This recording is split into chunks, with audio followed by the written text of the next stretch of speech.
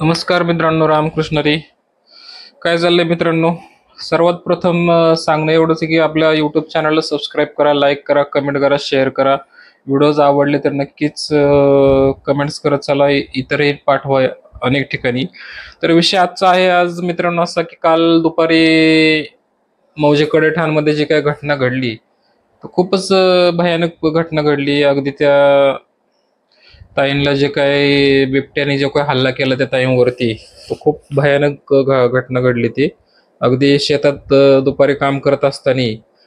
तर पाहिलं आम्ही काल ते सगळं न्यूज वरती वगैरे आज. पण खूपच विषय डेंजर आहे स्वतः. तर मी काल ते पाहिलं फोटोज वगैरे सगळे, पण खूप खूप भयानक परिस्थिती. तसंच आज दुपारी पण हातवळण गावी मौजे दौंड तालुका हातवळणला पण आज परत तोच बिबट्या आज हे झालेला आहे, सक्रिय झालाय तिथेच. आज तिथलेही आज त्यांनी शेळी पळवलेली आहे आज दुपारी. त्यामुळे आज सुद्धा दुपारी ते पब्लिक सुद्धा खूप घाबरले आहे.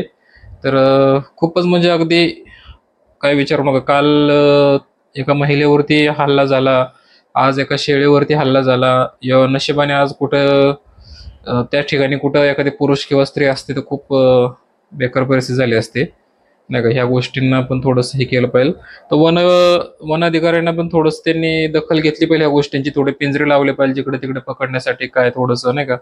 तर केलं पाहिजे ह्या गोष्टी सर्व. तर खूपच सध्या नागरिकांच्या मध्ये भीतीचं वातावरण आहे सध्या. की आज शेतकरी बांधवांना पण माझं सांगणं आहे की रात्र पाळीला लाईट असेल तर शक्यतो जाण्याचं टाळा.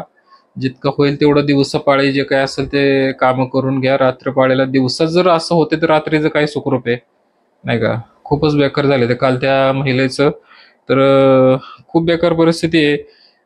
लताबाई बबन धावडे या महिलेचं नाव आहे. खूप डेंजर विषय झालेला आहे कालचं सुद्धा. आणि थोडंसं शेतकरी बांधवांना सांगणे की रात्रपाळीला वगैरे जाऊ नका थोडं, आणि हे करा.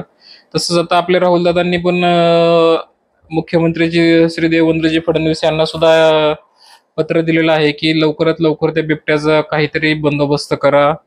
आणि खूपच हे केलंय सध्या. ऊसतोडीचा हंगाम सुरू आहे. परत मोठ्या प्रमाणात बिबटे मानवी वस्तीत घुसून शेतकऱ्यावर हल्ला करीत आहेत, असं दादांनी पत्र दिलंय.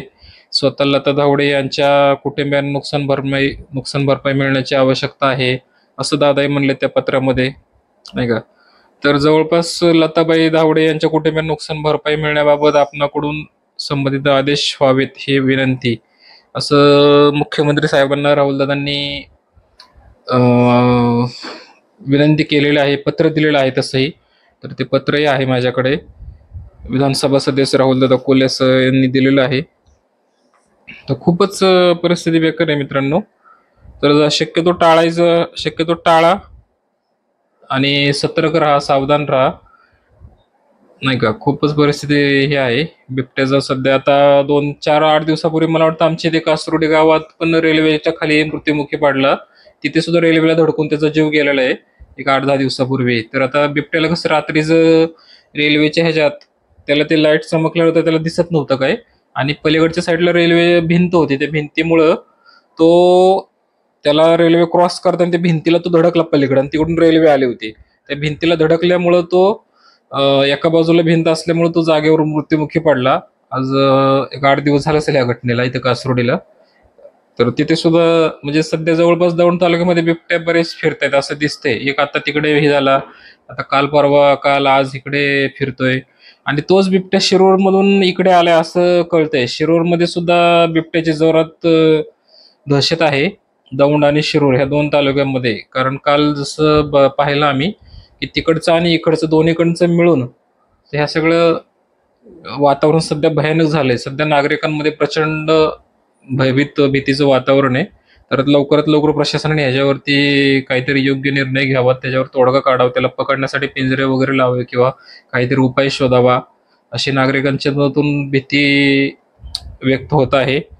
आणि तसंच आजही पाहिलं आपण की बिबट्यांच्या वावरावर तातडीनं उपाययोजना कराव्यात असं राहुल कुल म्हणतायत. राहुल कुल यांनी मुख्यमंत्री देवेंद्र फडणवीसांना या संदर्भातलं निवेदन सुद्धा दिलेलं आहे. आपण पाहतोय सध्या बिबट्यांच्या वावरावर तातडीनं उपाययोजना कराव्यात असं निवेदन राहुल कोल यांनी मुख्यमंत्र्यांना दिलेलं आहे. तर बघा मित्रांनो, राहुलदादांनी निवेदन दिलेलं आहे अगदी, आणि त्यांच्या दुःखात आपण सहभागी आहोत असंही दादांनी सांगितलेलं आहे. तरी सांगणं एवढंच आहे की शेतकरी बांधवांना की रात्रीचं शक्यतो जाळं शेतात जाणं टाळा, जितकं होईल तेवढं दिवस काम करा आणि सतर्क राहा, सावधान राहा, एवढीच अशी अपेक्षा आहे आमच्याकडून तुम्हाला सांगणं. आणि पुन्हा एकदा चॅनलला सबस्क्राईब करा, लाईक करा, कमेंट करा, व्हिडिओ आवडल्यास शेअर करा पुढे नक्कीच. आणि पुढे जाऊया आपण.